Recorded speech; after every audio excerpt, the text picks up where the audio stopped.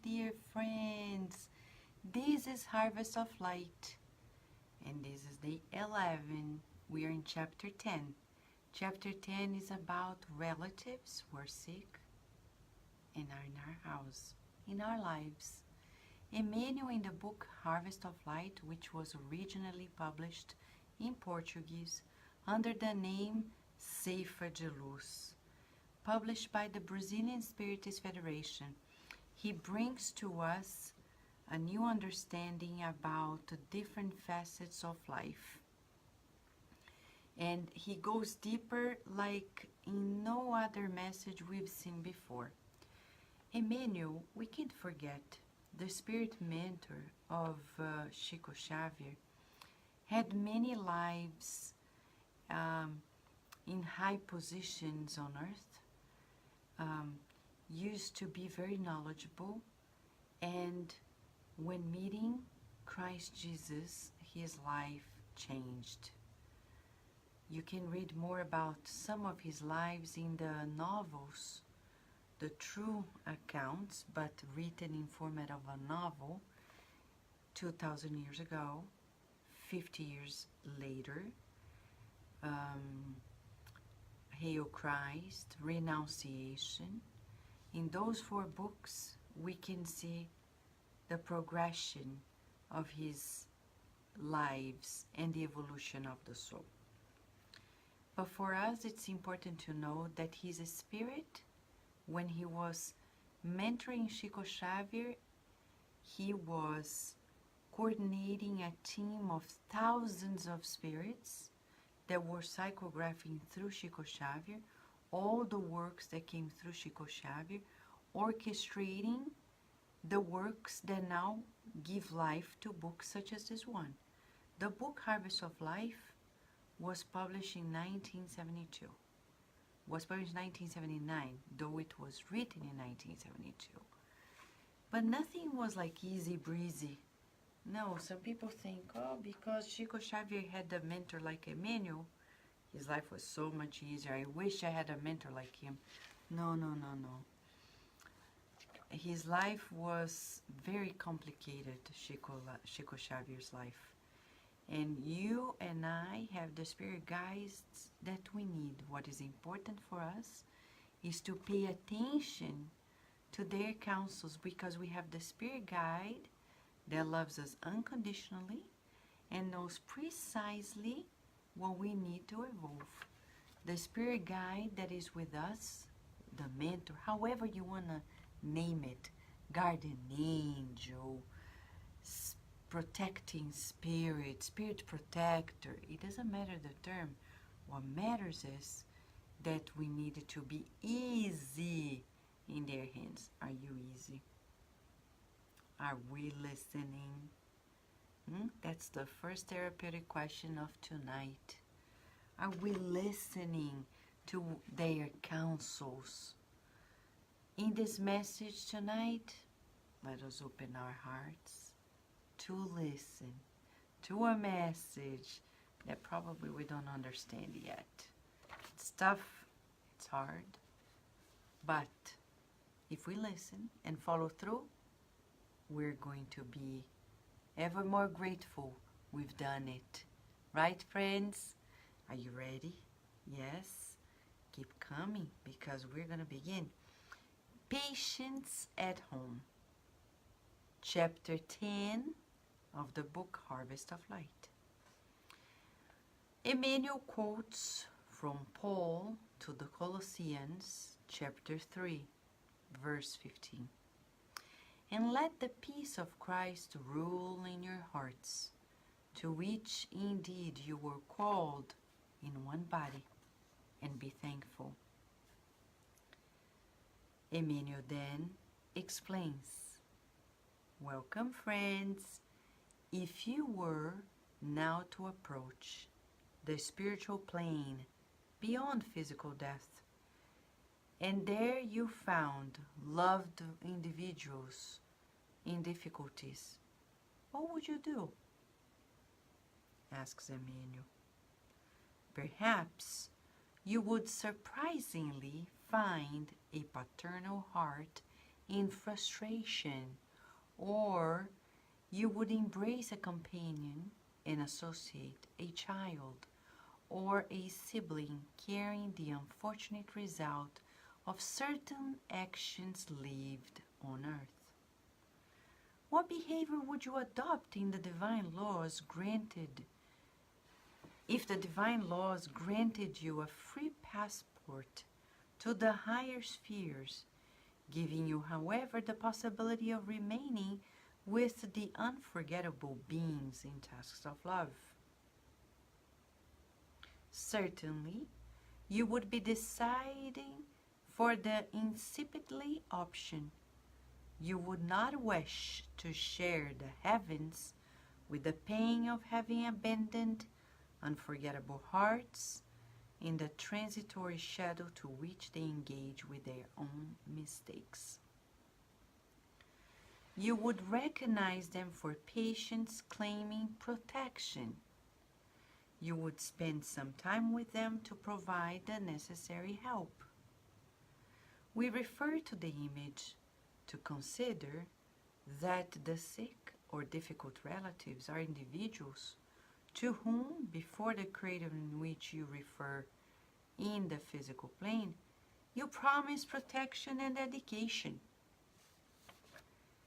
They were born in your family group, invited by you to coexist with you, so that you can assist them in the due restoration. We understand in the matter that there are cases for which delayed and distant hospital segregation is the measure that cannot be avoided.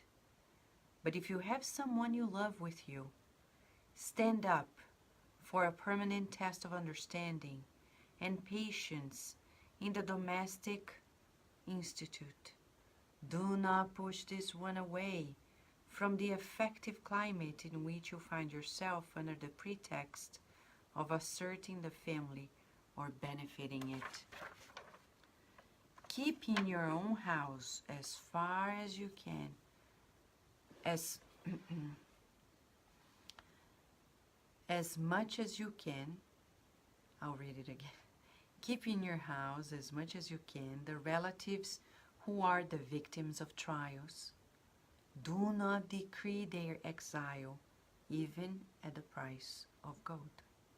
Support them as the needs and struggles that mark their existence show, in the certainty that they are all the treasures of God in tasks under your responsibility before the assistance and supervision of the messengers of God. Breathe in and out, because this is amazing. First of all, why is Emmanuel reminding us of this?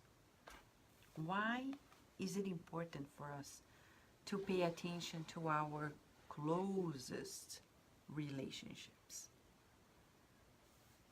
Because that's the reason why we're reincarnating.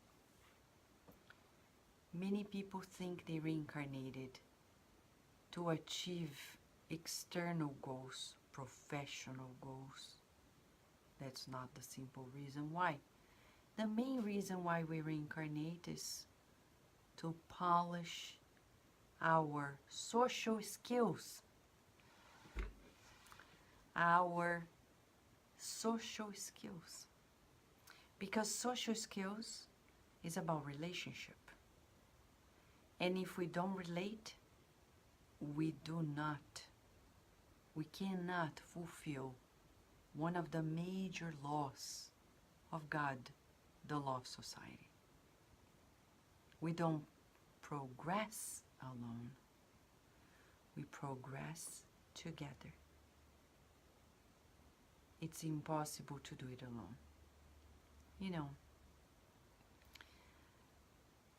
how good is it to teamwork? It's wonderful. We have 7 billion people in this world. And you don't have to teamwork with the 7 billion people, because it's almost impossible at our level of evolution. But if you find your niche of collaboration, it's on us to cherish it. When we study social psychology and psychology of business, we learn that there are several theories about how to succeed in business. But the most important of all for us is to keep in mind that we only progress when we pay attention to relationships. Relationships versus tasks. Sometimes we focus so much on the fulfilling of a task that we care less about our relationships. Starting at home,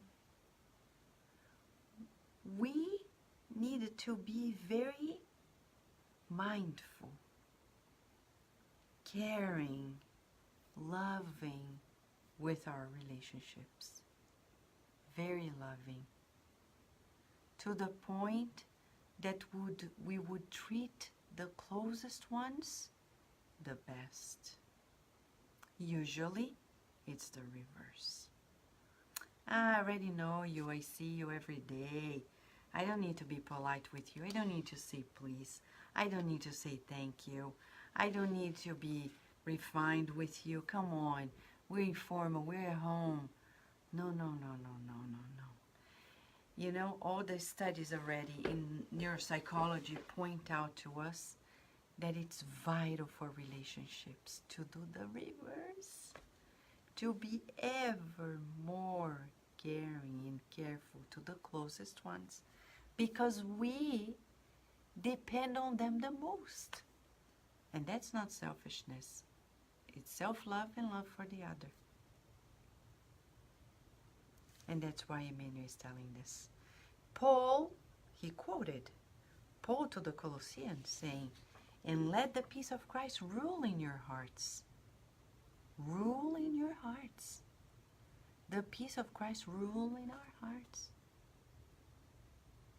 So the goal is for us to cherish relationships in a way that we will be careful, will be kind, will be loving, will be peacemakers, right? So he began by asking a question. So that's the quiz of tonight. He asks straightforwardly, he says, if you were discarnated now and you found your loved ones in difficulties, what would you do? What would you do? Right, Senora Liz? She's saying it's so important to treat those closest to us in the best manner. Thanks for reminding us. We need to remind. Wagner Jr. is kindly sharing Proverbs 17:17. If you want to share the quote, Wagner, it will be all the more useful for us. Thank you so much. So it's very important for us to ask, what are we going to do? And he comes, Emmanuel, in 1972, to that very scenario. What if you evolve and you were granted the opportunity to go to higher spheres? Would you go or would you stay to help those who are in need? What would you do? Emmanuel kindly shares with us, I know you are going to prefer to stay with them. And he keeps saying that we have chosen these relatives, these family members, to be in touch with us. You don't remember, right? That's okay. But do you trust the mentor? Do you trust? Emmanuel knows what he's talking about. If you read the book The Messengers by André Luiz through Chico Xavier, you're going to see a full description of what Emmanuel is telling us.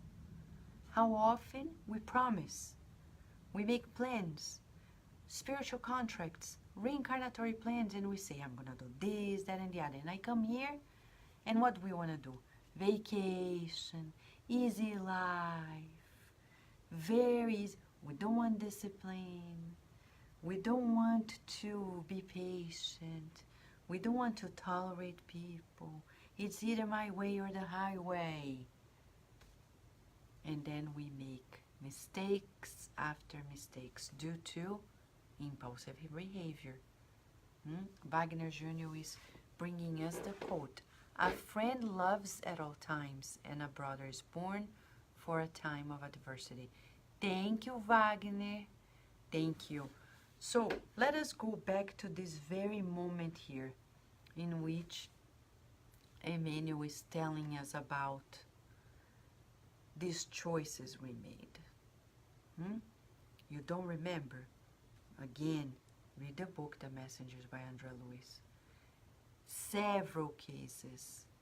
We, says Kardec, time and again in the Spirit's book and in other books, when the interests of the incarnate usually is very different from the interests of the Spirit who is discarnated. And that's where our problems begin. Because we start aiming at a different direction, cherishing instant gratification.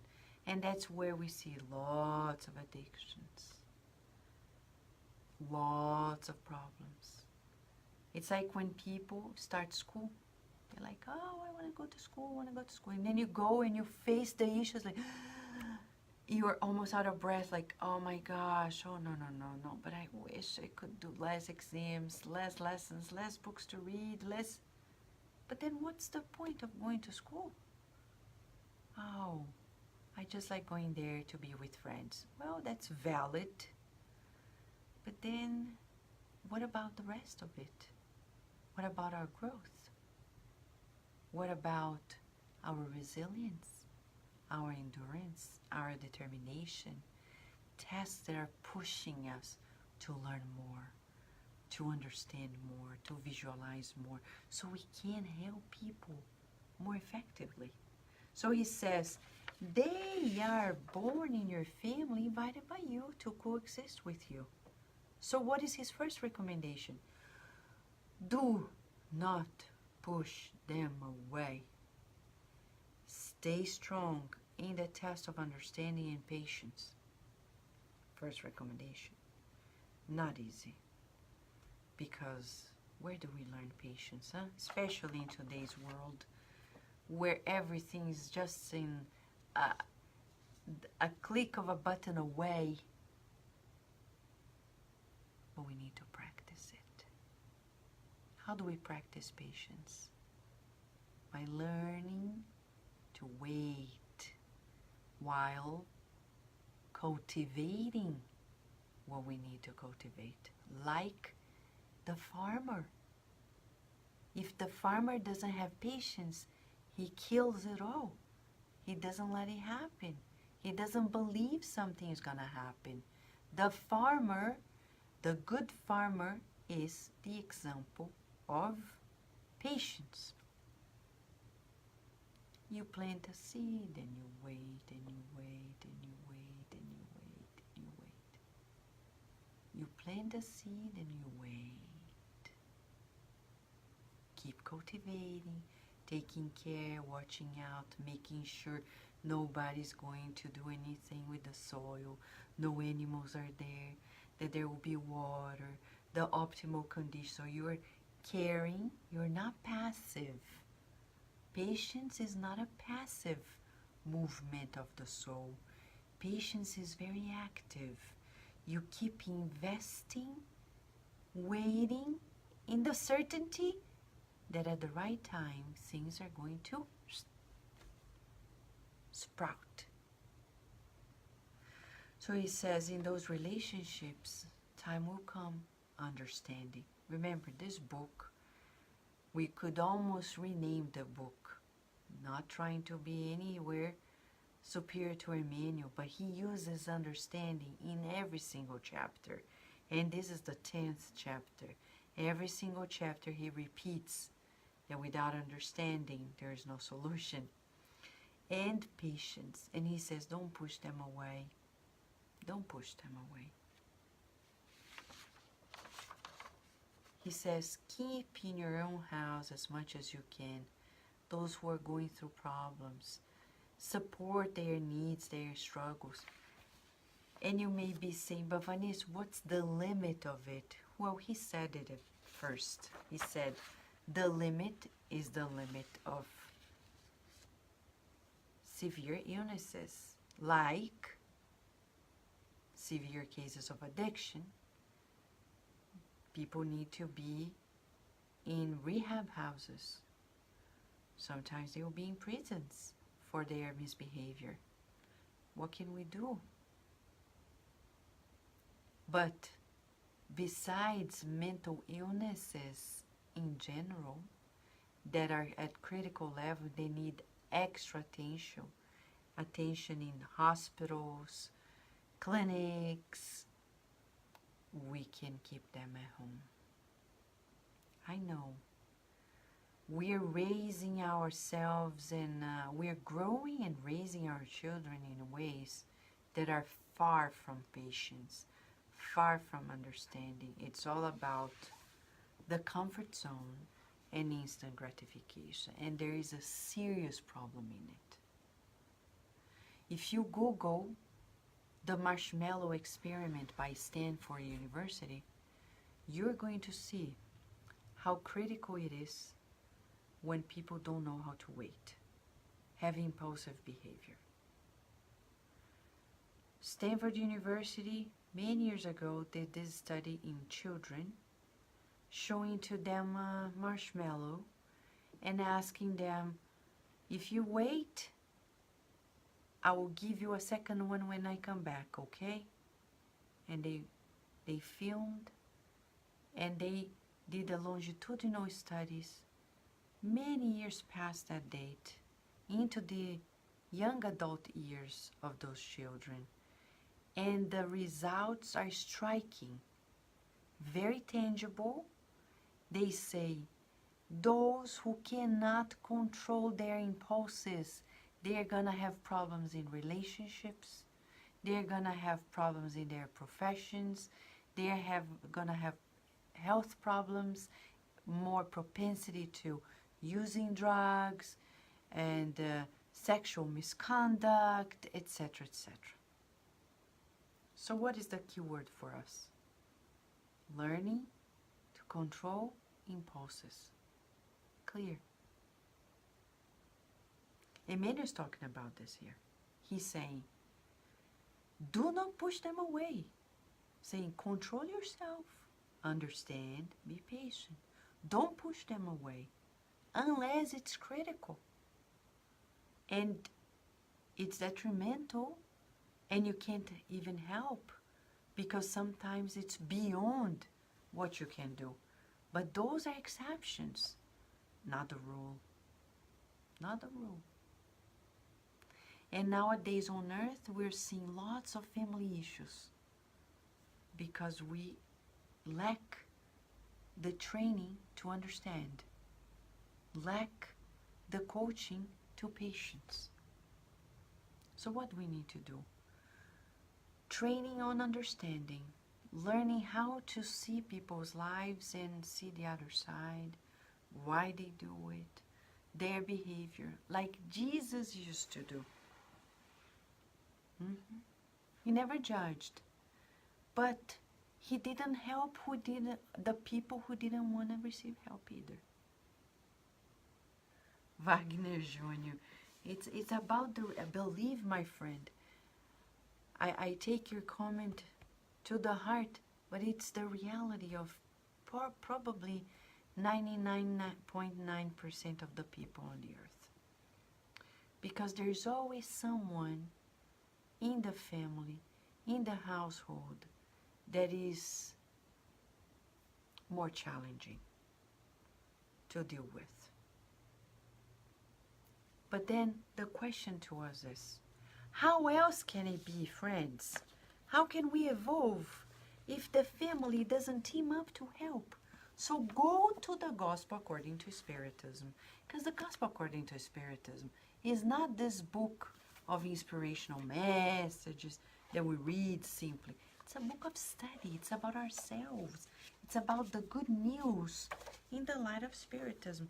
If you go to chapter 14, which is about honor, father and mother, in that chapter, item 9 is a dissertation by St. Augustine.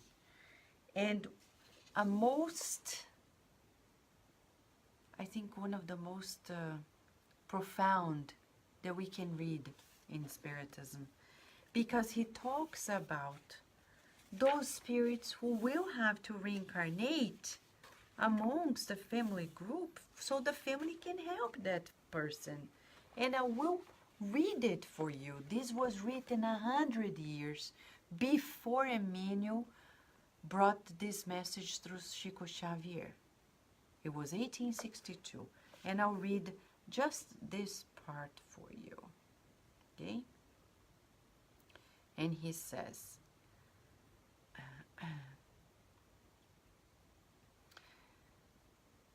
okay, spirits whose similarity in tastes, identification in moral progress, and affection are led together to form families. During their earthly migrations, these same spirits seek one another out in order to group together, as they did in the spiritual world, and from these united and homogeneous families are born. And if during their pilgrimages they are temporarily separated, they will find one another later, happy for their latest progress. But since they must not work only for themselves, God allows less advanced spirits to incarnate among them in order to receive counsel and good examples in the interest of their own advancement. These spirits sometimes cause trouble, but that is what comprises the trial. That is where the task lies. Therefore, welcome them as brothers and sisters. Come to their aid, and later in the world of spirits, the family will be happy for having saved castaways, who in turn will be able to save others. I know it's not easy. There are exceptions, cases in which we cannot help. But the rule is we need to team up to help one another. How can we help one another? First one, prayer. Second, thinking the positive. And here's a tip that was given to us by Mentor Joseph a while ago. He says, whenever you find somebody who is very difficult to deal with, raise yourself to the feelings of the divine love, which is unconditional. Because for God, that person is already past that moment of limitation. Visualize that person already balanced, because that day is going to happen. That day, it's a sure thing. Nobody remains a criminal for eternity. There is a moment in which the person changes, moves forward, aligns with the divine harmony, and opens up. Maybe that person is not going to be able to do with our direct help, but we need to help through prayers and visualization of the good. Visualizing the good. Visualizing that they are already balanced, kind, loving, out of their addictions, out of their issues, however they are, as much as we will be in that state as well. So instead of focusing on that limitation and labeling that person and saying, that person amounts to nothing, that person amounts to nothing, instead of that, which is not even charitable, we say, I know right now it's difficult, but I believe. And then unite with family members, praying together and visualizing that day that will come. Chris Anastasia is here with us, and he's saying, I keep thinking of the book Renunciation, where the more advanced spirit Alcyone came to help her old lover, but also she did so much for her family. Thank you, Chris. That book Renunciation is the full expression of what Emmanuel is saying. Again, not simple.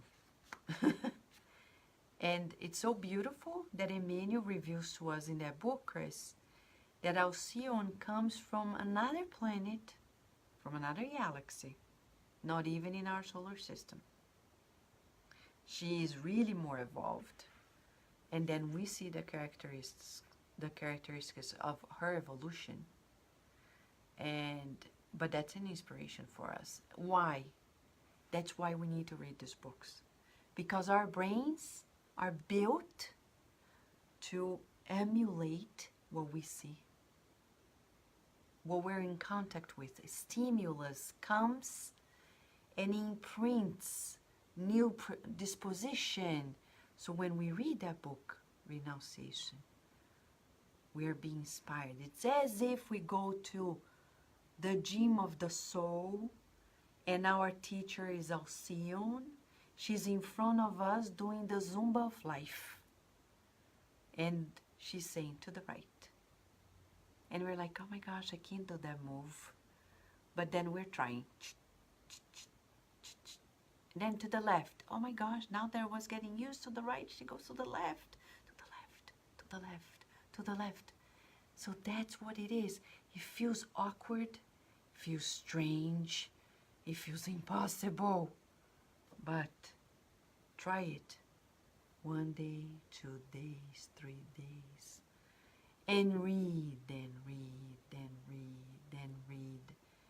And the brain, with its mirror neurons, is going to be imprinted. Little by little, new cells, new synapses, new pathways, and then new behavior, new attitude, new self. That's the goal. That's precisely how it happens. Of course, it begins in the spiritual brain, and then it imprints in the physical. But it requires from us what André Luiz always says, effort and repetition. Effort and repetition. That's why people say, I've read a book already. Read it again. Well, going to the gym once doesn't solve the problem. You have to do it every day. Right, Monica Medeiros? We have to do it every day. If, and only if, we want to be toned and healthy, etc. So that's for us how Emmanuel is inviting us. You think Emmanuel wrote those novels out of simple art? No, it's the true art. The art that heals. The style of his novel is unprecedented. And the beauty of the messages, meaning the harmony, and how much it can change ourselves. It's a true opportunity for us to imprint a new model inside of our minds. We are built to follow models. And so shall it be. May these books be the coaches of our lives, so we can learn this so-called understanding and patience that Emmanuel is telling us, which are vital for our true success and accomplishment in the family life. But Vanessa, one day I'm okay, and then the next day it's a mess. You know what is important? Not to give up. Never give up. Never give up. Never give up on the relationships you have with your family. That doesn't mean you're going to keep being abused. No. That just means you're going to keep investing on your side without expectations. It's not on us to demand other people's changes. It's on us to keep loving them, to keep trusting their divine, and to tell them, I know you're a child of God.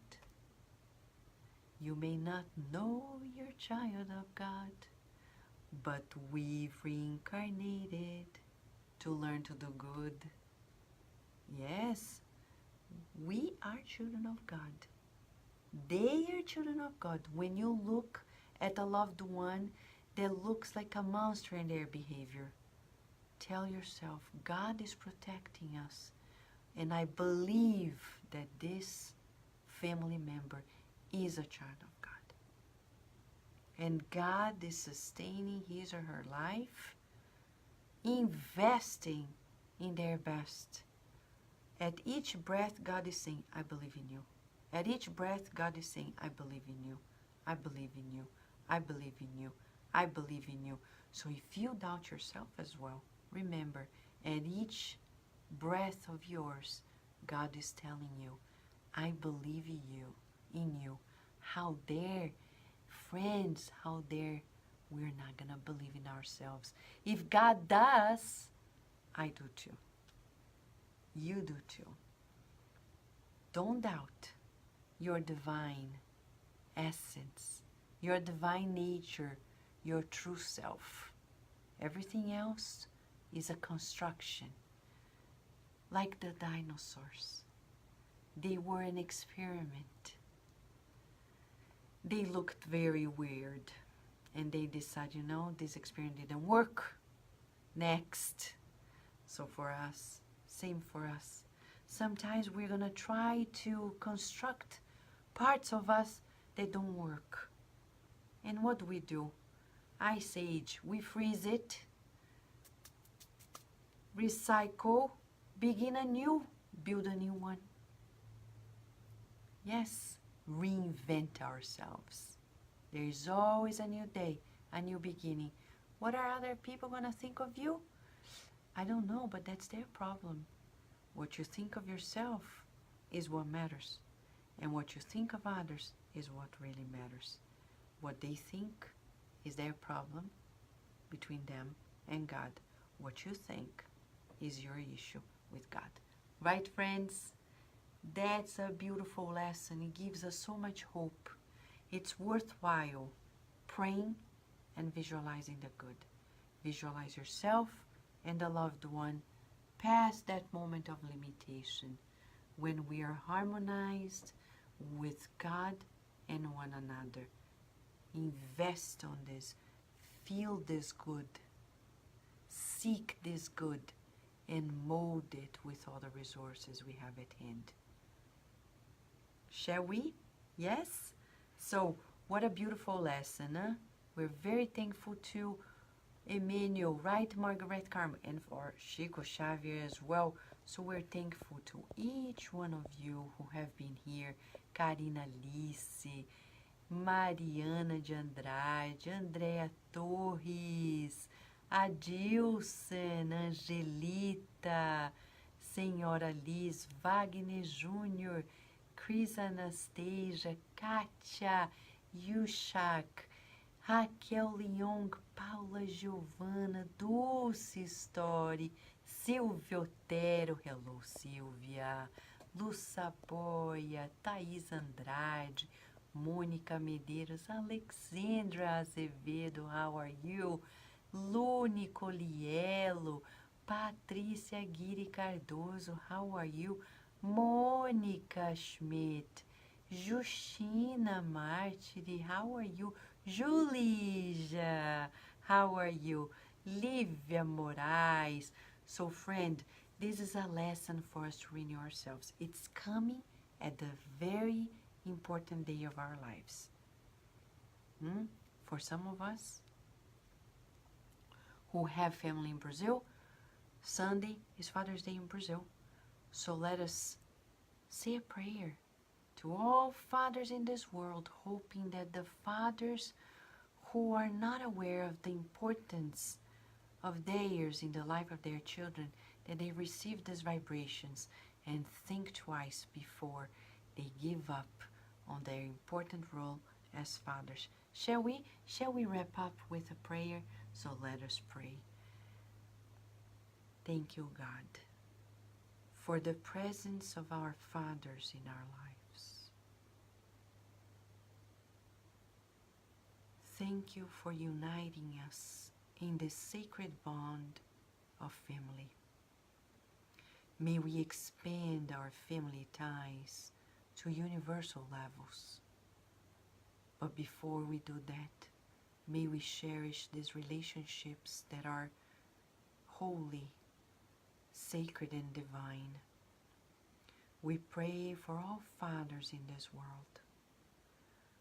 So shall they embrace their mission with their children, knowing that they are models, that they are counted beyond words, at each gesture, at each vibration.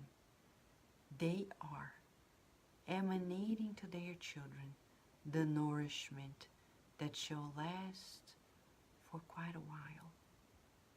May you bless them all the more, multiplying the crumbs of our gratitude to the infinite, showering them with your unconditional love.